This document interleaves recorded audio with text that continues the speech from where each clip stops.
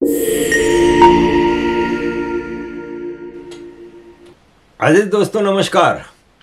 अजीज दोस्तों, फिनलैंड ने ऐलान किया है कि अगले साल हम अपनी कुछ एम्बेसीज बंद कर रहे हैं और उसमें से एक एम्बेसी इस्लामाबाद में फिनलैंड की एम्बेसी है। इंटरनेशनल कंपनियां पाकिस्तान को छोड़ के जा रही हैं, इंटरनेशनल इन्वेस्टर्स पाकिस्तान को छोड़ के जा रहे हैं, अब ये एम्बेसियां भी छोड़ के जा रही हैं। पाकिस्तान के सारे आर्मी रिटायर्ड होने के दूसरे दिन भाग जाते हैं कनाडा, अमेरिका, ऑस्ट्रेलिया, यूरोप।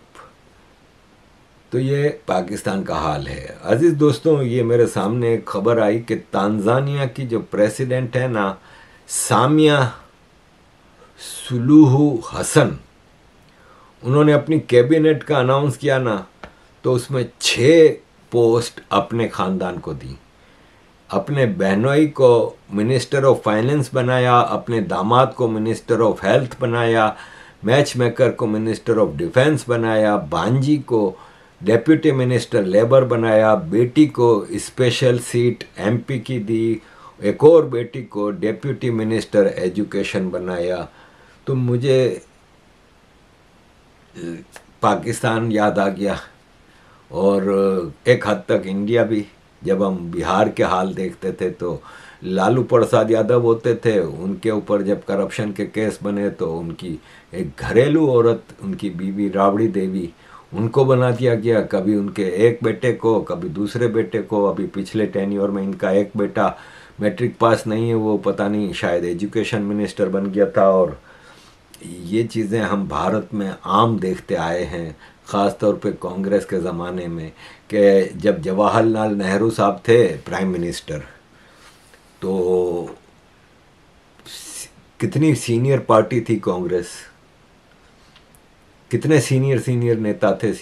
अव्वल तो नेहरू साहब को भी किस तरह लाया गया था और किस तरह गांधी जी ने नेहरू साहब को इम्पोज किया था। लेकिन नेहरू साहब के जाने के बाद क्या ज़रूरी था कि उनकी बेटी को ही आगे लाया जाए? कहाँ गए सारे सीनियर लीडर जो कांग्रेस के थे?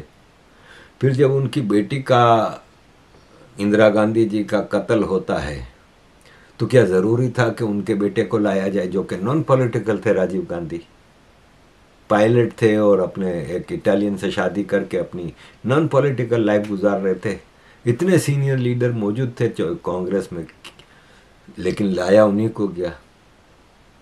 फिर उनका कत्ल होता है तो मजबूरी थी कि उनके बच्चे प्रियंका और राहुल छोटे थे, तो एक बिल्कुल ही म्यूट आदमी जो कि बोलते ही नहीं थे कुछ, हालांकि काबिल बहुत थे, मनमोहन सिंह इकोनॉमिक गुरु थे, लेकिन यस सर नो सर वाले आदमी थे ना, यस सर वाले आदमी थे, नो सर वाले तो नहीं थे।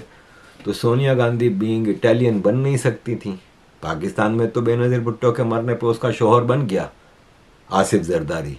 उसकी भी यही स्टोरी थी कि बिलावल छोटा था, तो आसिफ जरदारी क्योंकि पाकिस्तान नेशनल था तो वो बन गया। लेकिन सोनिया गांधी आफ्टर ऑल एक इटालियन ओरिजिन की थी, तो इस हद तक चीज़ें ना चलती तो एक चुप शाह को ला के बिठा दिया गया, जो कि असल रूल सोनिया गांधी करती रही। तो ये चीज़ें जो अभी तांजानिया की मैंने आपको दिखाई, ये भारत में भी आम है और पाकिस्तान में तो है ही हैं। 3 बार नवाज शरीफ प्राइम मिनिस्टर बने, 2 बार इनके भाई प्राइम मिनिस्टर बने। अभी प्राइम मिनिस्टर, जब नवाज शरीफ प्राइम मिनिस्टर होता था तो पंजाब, जो कि 58% पाकिस्तान का रेवेन्यू लेके जाता है, रिसोर्सेज लेके जाता है, उसका चीफ मिनिस्टर शहबाज शरीफ होता था।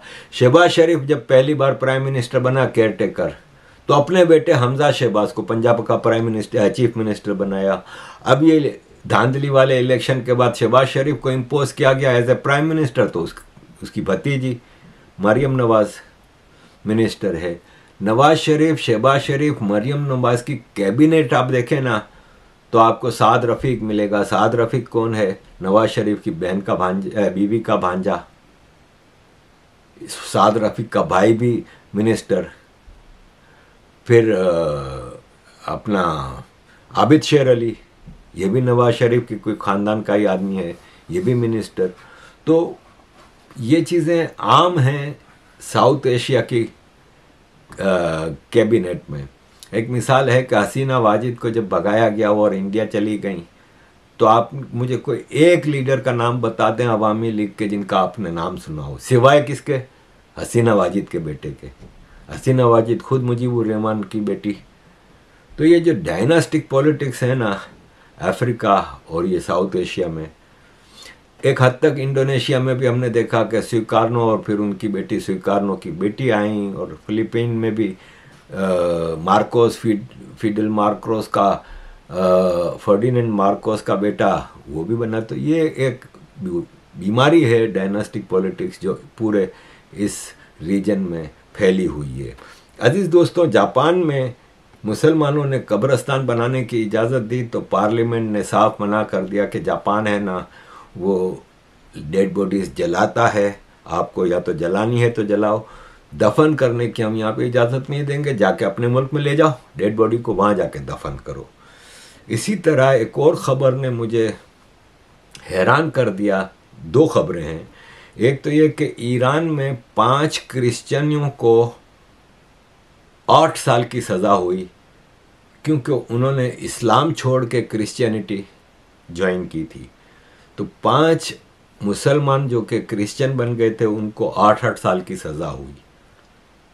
क्यों फ्रीडम नहीं है भाई? आप होते कौन है ये डिसाइड करने वाले? हर आदमी की अपनी मर्जी है। एक आदमी की मर्जी होती है कि वो किससे शादी करता है, आदमी या औरत जो भी, कि उसकी मर्जी होती है कि किससे शादी करता है, कहाँ जॉब करता है, कहाँ घर लेता है, कहाँ रहता है। हो सकता है वो अपने मुल्क छोड़ के दूसरे मुल्कों में रहे। जब ये सब चीज़ की आज़ादी है तो फिर उसको जब अगर ये समझ में आता है कि नहीं भाई मैं गलत मज़हब का फॉलो कर रहा हूँ, तो आप कौन होते हैं उसको सज़ा देने वाले? वो अपने, उसको इतना अधिकार होना चाहिए कि वो अपना फैसला खुद करे कि वो किस धर्म से ताल्लुक़ रखेगा या किसको फॉलो करेगा। इसी तरह ये आप देख लें, ये इस्लामिक स्कॉलर है,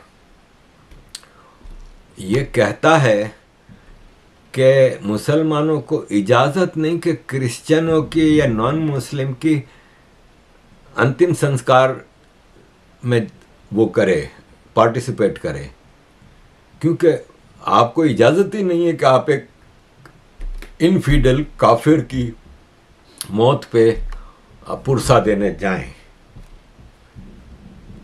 अगर आप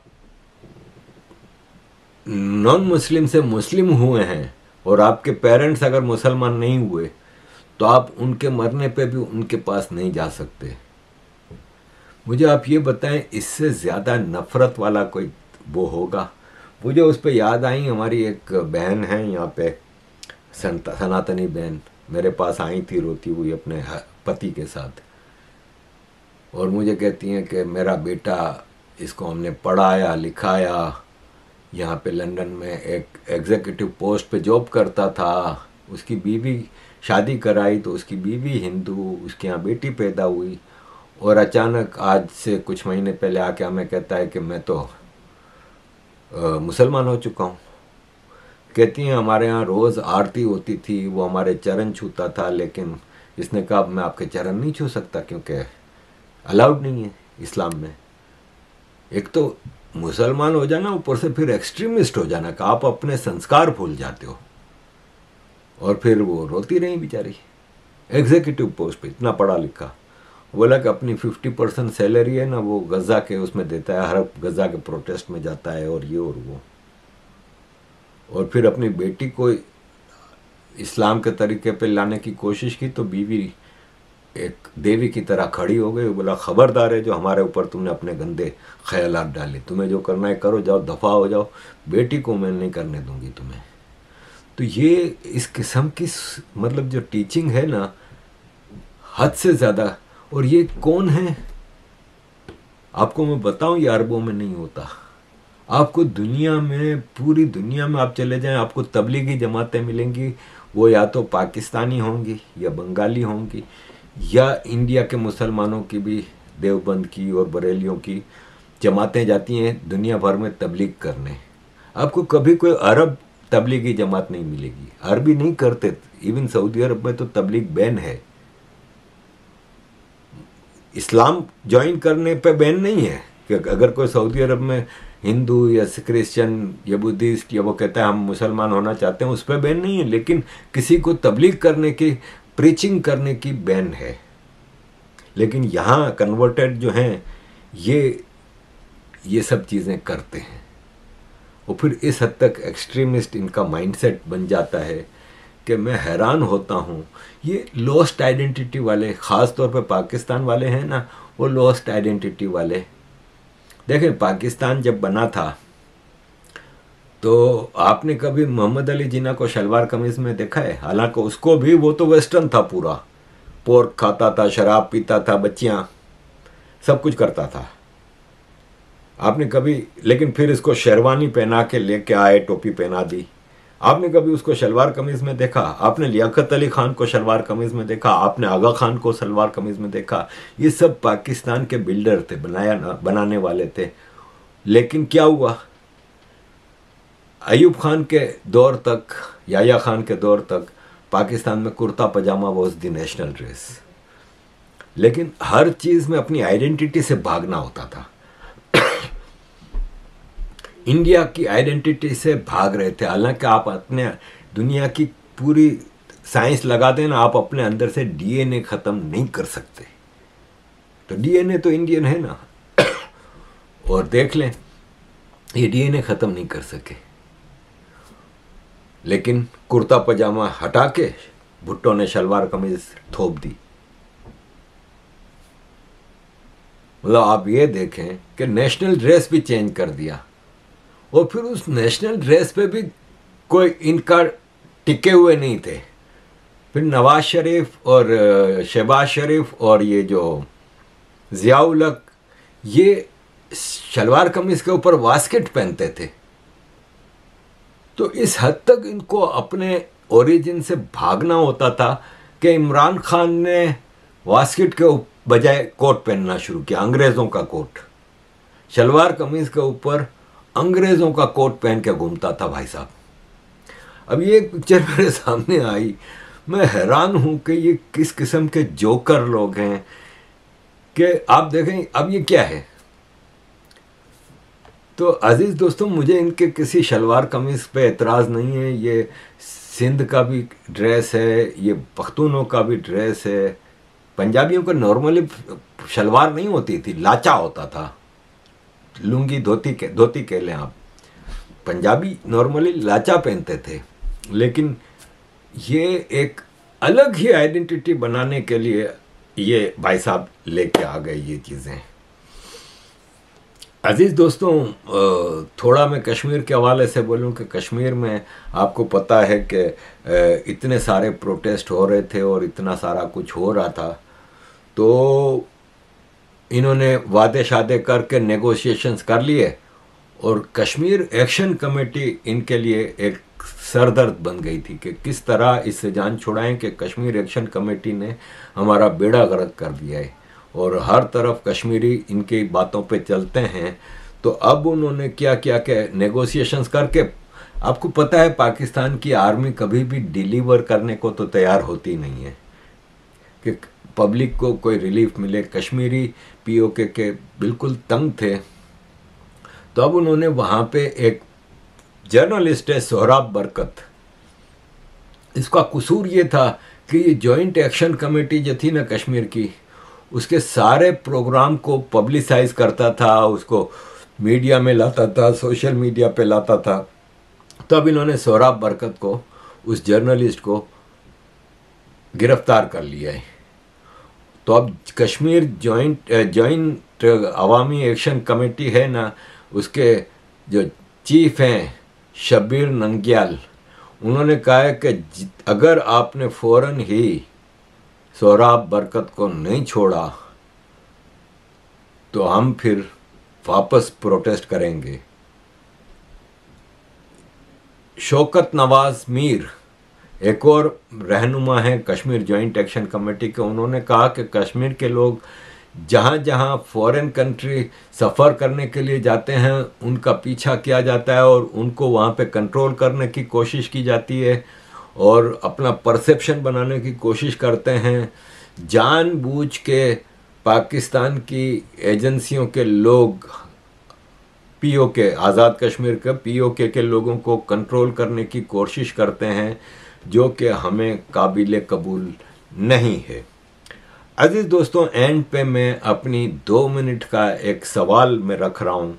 ये आज से 4-5 साल पहले यूनाइटेड नेशंस में मैंने यूरोपियन पार्लियामेंट के मेंबर एक बलोच कॉन्फ्रेंस में उनके सामने माइनॉरिटीज़ के हवाले से कि इंडिया के माइनॉरिटीज़ और पाकिस्तान के माइनॉरिटीज़ का क्या फ़र्क है, वो मैंने सवाल रखा था। ये पुरानी वीडियो मेरे सामने आई तो मैं आपके सामने रखना चाह रहा हूँ। एक जेन्युइन सवाल है, इस पे सोचने का मुकाम है। अजीज दोस्तों, thank you very much for all your support. Kindly keep supporting. My question to Honorable Member of European Parliament, Ms. Gianna Gancia. Minorities in India can perform their religious duties on the streets. They spread their prayers on the streets. There is 5 times azan on the speakers of mosque. Throughout the year, on the streets of India, religious rituals of Muslims go on unstopped and nobody disturbs them. Even Hindu community facilitates them. My question is that European Parliament raises issue of religious intolerance in India, while there is not any, because there are no authentic reports of religious intolerance against Muslims in India. While in Pakistan, minorities' rights are violated unstopped, and regularly forced conversion is going on. Ethnic and religious minorities genocide is going on unstopped. My question is that why European Parliament does not speak where there are authentic reports of violation of human rights in Pakistan, and when there is, as we saw, fake news and all these myths and fictions. So why European Parliament so proactive on these myths and fake news when entire European Parliament was ready to discuss and vote on it, but then it deferred? Thank you. Thank you. Please. Yes, thank you for your answer. I agree with you about that, the fact that the discrimination in Pakistan are not so